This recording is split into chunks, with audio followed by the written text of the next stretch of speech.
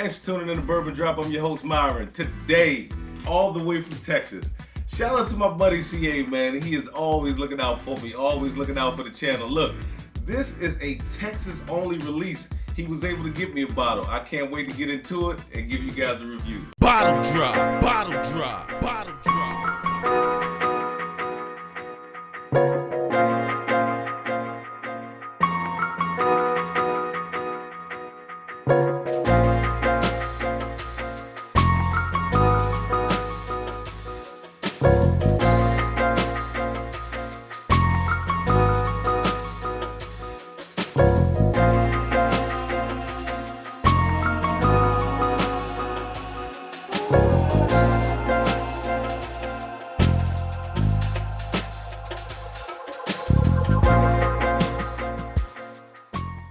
When I heard about this one right here, I had to get my hands on it.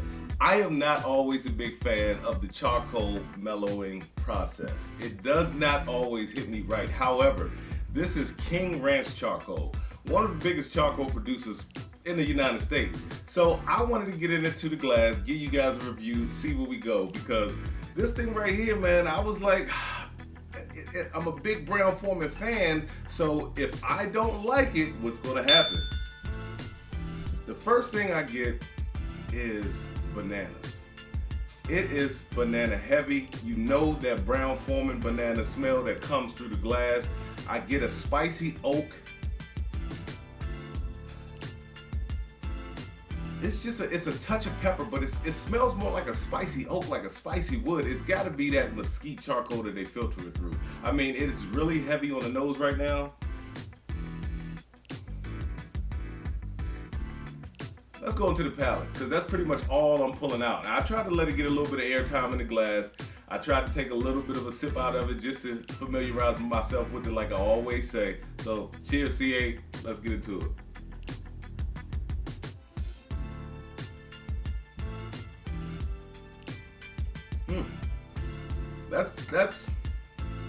It's different. It's different. The charcoal filtering sometimes comes across to me with a little bit of a sunflower seed, or maybe like raw, like macadamia nuts. This right here, all of the nosing notes transfer over to the palate, so the banana transfer over. That spicy wood transfers over. It's just this, I'm gonna have to go back into the glass because I thought that it was gonna be super sweet.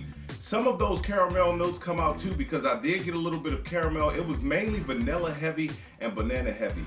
And some of those caramel notes are starting to transfer over to the palate. It does have a very long finish. Let me go back in for a second sip, because I am not that pleased with the first sip. Not that it's bad, but I just thought it was gonna hit me completely differently. Yeah, and also one note that comes out is that acetone Jack Daniel note that I get out of some of the Jack Daniel's products. Now, Jack Daniel normally comes across to me with like a graham cracker and a banana note as well. But every once in a while, especially with the single barrel Jack, now this happens to be a single barrel store pick, not the single barrel proof. I've never had a bad bottle of one of those. But one time I had a single barrel Jack Daniel, and it had this acetone fingernail polish remover note that I just could not get with. It is lightly in this glass. It is. It's in here, but it's a light note. It's not off-putting though. That banana is beautiful.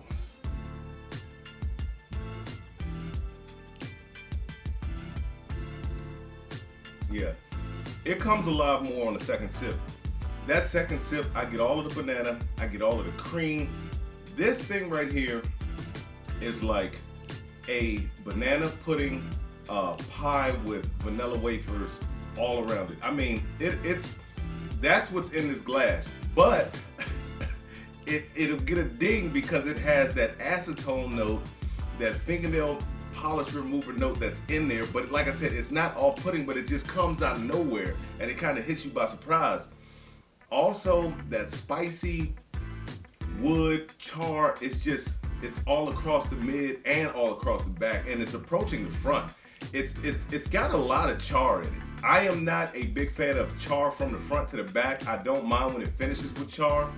This thing is char from the front to the back. I am not going to say that this is the greatest Brown-Forman product.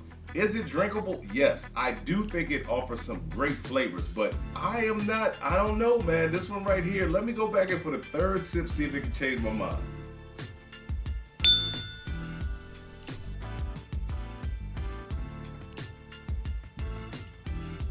It gets better with every sip. It does. Even that acetone note is starting to go away, but that spice and char remains from front to back. I am not the biggest fan of that. I will not lie. However, I will say that this is a good product. Let's get into the breakdown. Is it worth the chase? Sadly, no. If it's a Texas only release, if you don't get a chance to go to Texas and you don't pick it up, don't be mad. It cannot hang with 1920. I haven't had 1910, so I can't say that it can hang with 1910. It definitely cannot hang with any Jack Daniel's single barrel proof. It is a very good offering. It just has some of those notes in there that I don't like. Like I said, they're not off-putting, but they're notes that I don't particularly care for, and they just come out of nowhere. Now, they do go away the more you get into the glass. I think if I let this thing get down to the shoulder, I think it will probably get much better. But coming straight out of the bottle, just letting it have a little bit of airtime, it's just not doing that great. Not saying it's bad. Like I said, it is a good bourbon, but it is just not doing that well on the table with a fresh crack. Would I pay over retail? It retails for $70. Now that I've had it, I know I wouldn't pay over retail for it. I would pay what they asked for retail, and that's pretty much it. Not even my $30 limit. Would I give it to a new bourbon drinker? I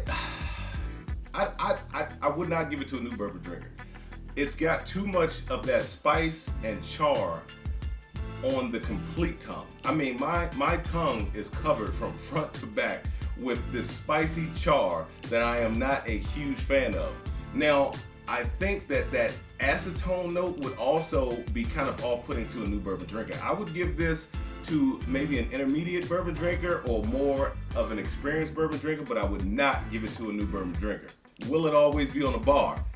It is a limited release. It is always cool to have limited releases on the bar. It is good enough to where I'll sip on it. Not always run to it, but when I want something a little bit different, I will sip on it. Like I said, those banana notes were beautiful in the nose and the palate. Everything transferred over.